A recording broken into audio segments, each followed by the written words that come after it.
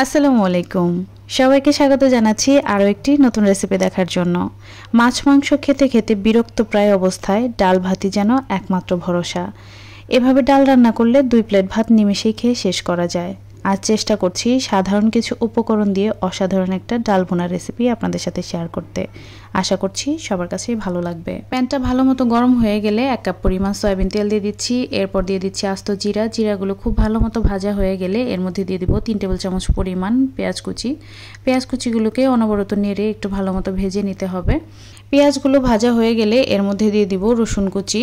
রসুন কুচিটা আগে দিলে কিন্তু পুড়ে যাবে, আর রসুন কুচি পুড়ে গেলে খেতে খুব তিতা লাগে আর বিচ্ছিরি একটা গন্ধও আসে। আমার কাছে ভালো লাগে না, এজন্য আমি একটু পরেই ব্যবহার করি। রসুনগুলো খুব ভালো মতো ভাজা হয়ে গেলে এখানে আদা রসুনের পেস্ট দিয়ে দিচ্ছি 1 চা চামচের মতো। আদা রসুনের পেস্টটা খুব ভালো মতো তেলের মধ্যে আমি ভেজে নিয়েছি। এরপর এখানে দিয়ে দিব সামান্য একটু পানি।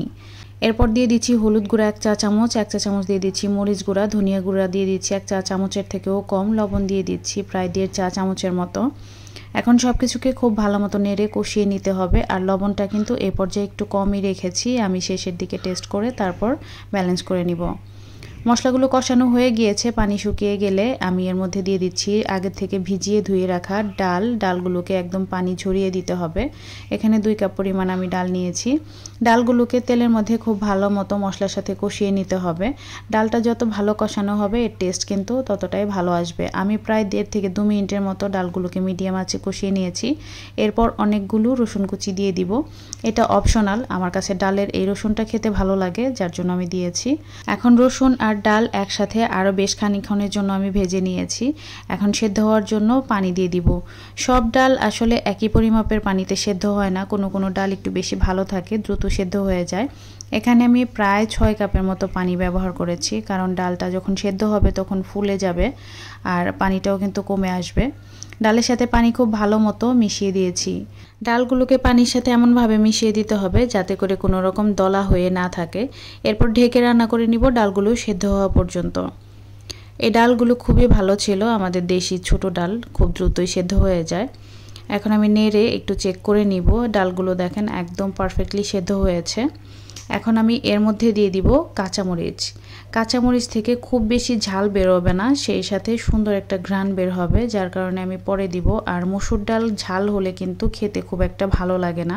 কাঁচামরিচ দিয়ে আরও কিছুক্ষণের জন্য আমি রান্না করে নিয়েছি। এরপর এখানে দিয়ে দিব ধনিয়া পাতা।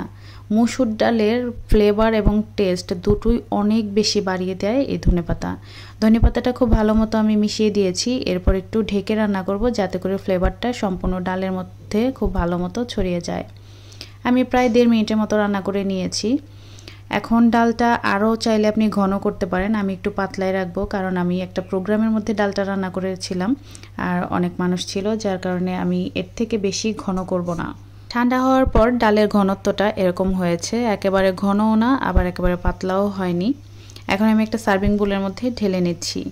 ধোয়া ওঠা 1 প্লেট গরম ভাতের সাথে এই ডাল থাকলে আর কিচ্ছু লাগবে না। আশা করছি রেসিপিটি সবার কাছেই সহজ ও ভালো লেগেছে। অবশ্যই ট্রাই করবেন, আর কেমন হয় কমেন্টে জানাতে কিন্তু ভুলবেন না। সবাই ভালো থাকবেন, আমাদের জন্য দোয়া করবেন। দেখা হবে পরবর্তী রেসিপিতে। আল্লাহ হাফেজ।